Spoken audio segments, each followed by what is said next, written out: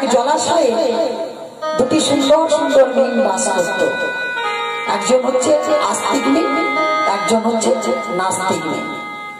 একজন গোবিন্দ ভজনা করে দিনান্তে নিশান্তে সবসময় হরে কৃষ্ণ কৃষ্ণ কৃষ্ণ হরে হরে, হরে রাম রাম রাম হরে হরে। এই 16 রাম 32 করে গাঁথা মালা, এই মালা জপ করে চলেছে। আর একজন রূপে গুণে কিন্তু তারা দুজনেই সমান, এ 19 তে 20। একজন ভগবানের নাম করে, একজন করে। যখন একজন ভগবানের নাম করে আর একজন বলে তুই আমার গানের কাছে হরে কৃষ্ণ করিস না, আমি শুনতে পাচ্ছি না। বলছে কেন? আরে এই নাম ছাড়া যে আমি চলতে পারি না, এই নাম না করলে আমার মনে হয় যেন আমি কত জন্ম এই নাম করিনি। যে শোন, নাম করতে হয়তো অন্য জায়গায় গিয়ে কর, আমার সামনে করিস। ভাই আমি তো এই নাম করছি, নাম করেই যাবো, তা তুই কি করতে চাস সেটা কর। বেশ, তো যখন ইচ্ছা আছে কর, আমি নাম টাম করবো না, কারণ আমার একই জলাশয়ে বাস করছি। তুই যা খাচ্ছিস আমি তাই খাচ্ছি, তুই যেমন ভাবে আছিস আমি ঠিক তেমন ভাবে আছি। আমার হরিনাম করে কি কাজ? হরিনাম করে তো আমি মানে একটু করিস বলে আমার থেকে কিছু বেশি কাজ সমান সমানই পাই। বলছে হ্যাঁ তা অবশ্য ঠিক।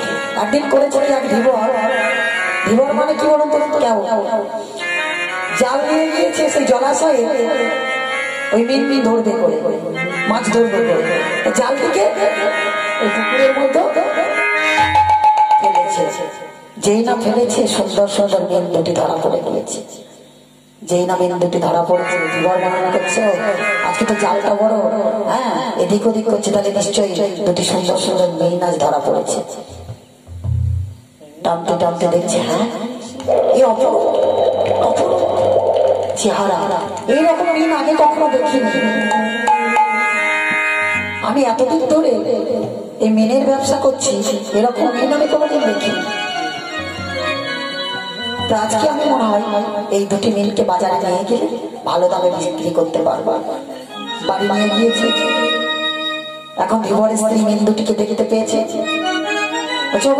এত সুন্দর সুন্দর মিন কোথায় পেলে? কেন জলাশয়ে গিয়েছিলাম, ওখানে মিন দুটিকে আমি পেয়েছি, আজ বাজারে নিয়ে যাবো, ভালো মুনাফা হবে। আচ্ছা না না ওটি হবে না, আজ তোমাকে আমি এই মিন দুটি নিয়ে যেতে দেবো না। কেন এই কথা বলছো? বলছে তুমি তো কিছু সামান্য টাকা পাবে, তাতে তো হবে না। তাহলে আজকে এই মিন দুটিকে আমরা দুজনে ভালো করে রন্ধন করে ছেলেদেরকে দেবো, আমরাও সেবা করবো। বলছে ঠিক আছে, তুমি যখন বলছো তোমার কথা আর কি করে আমি ফেলতে পারি, তুমি আমার স্ত্রী, তুমি যা বলবে সেটা তো শুনতে হবে। এখন দেখবে বেশিরভাগ মায়েরা বাবা দেখে অনেক কিছু বলে, বাবারা সেগুলো শোনে। তা যাই হোক, ধীবর বলছে ঠিক আছে আমি বাজারে যাচ্ছি, রন্ধনের সামগ্রী নিয়ে আসি, তবে তো তুমি রন্ধন করবে। ঠিক আছে যাও নিয়ে এসো। ধীবর বাজারে গিয়েছে, এদিকে রাজামশাই ঢিল দিয়েছে যে শোনো শোনো শোনো, এই রাজ্যে যে রাজামশাইকে সুন্দর সুন্দর দুটি মিন উপহার দিতে পারবে, রাজামশাই তাকে অনেক অনেক স্বর্ণ মুদ্রা দেবে এবং সেই মিন দুটিকে রাজামশাই নাকে নথ পরিয়ে, সোনার নথ পরিয়ে জলাশয়ের মধ্যে ছেড়ে দেবে। কেউ কোনোদিন যদি সেই মিন দুটিকে হত্যা করে, রাজামশাই তাকে মৃত্যুদণ্ড দেবে। শোনো শোনো শোনো। ধীবর এখন শুনতে পেয়েছে, ছুটতে ছুটতে বাড়ি চলে গেছে। এদিকে ধীবরের স্ত্রী করেছে কি, আখা থেকে ওই ঘুঁটোর ছাই বের করেছে, ছাই বের করে ছাইটাকে গুঁড়ি করে তুলির সঙ্গে মিশিয়েছে। যে ব্যক্তি গোবিন্দ ভজনা করে, হে গোবিন্দ প্রাণ গোবিন্দ বলে দিন রাত গোবিন্দ নাম জপ করে, প্রথমে সেই মিনটিকে ধরেছে, ধরে ওই ধুলি মাখাচ্ছে। যেই না ধুলি মাখাচ্ছে, ওই যেই না গোবিন্দ ভজনা করে আস্তিক মিন তাকে ধুলি মাখাচ্ছে, তখন নাস্তিক মিন বলছে দেখ ভাই তুই তো গোবিন্দ নাম করিস, গোবিন্দ ছাড়া তুই তো একবার মানে গোবিন্দ ভজনা ছাড়া একবার থাকিস না, তাই দেখ তো গোবিন্দ ভজনা করেছিস বলে আজকে আমার আগে তোকে মরতে হবে। তোকে কেমন ধুলি মাখাচ্ছে দেখ, আমি তো মরবই তোর পিছনে, আমি তো গোবিন্দ নাম করিনি, তুই করেছিস, তোকে আগে মরতে হবে। বলছে হ্যাঁ ভাই আমি গোবিন্দ নাম করেছি বলে তো আমি আগে আগে মরতে পারবো, এই জন্য দেখ ভাই আমাকে আগে ধুলি মাখাচ্ছে, বহু ভাগ্য করলেই এই বোঝের ধুলি গায়ে মাখতে পাওয়া যায়। গোবিন্দ কি পাওয়া যদি না হয় এই ধুলি সহজে কি পাওয়া যায়? এই ধুলি সহজে পাওয়া যায় না, তাই বলছে ওরে ওরে ভাই প্রাণে গৌরে যাবে, গৌরী যাবে একেবারে কৃপা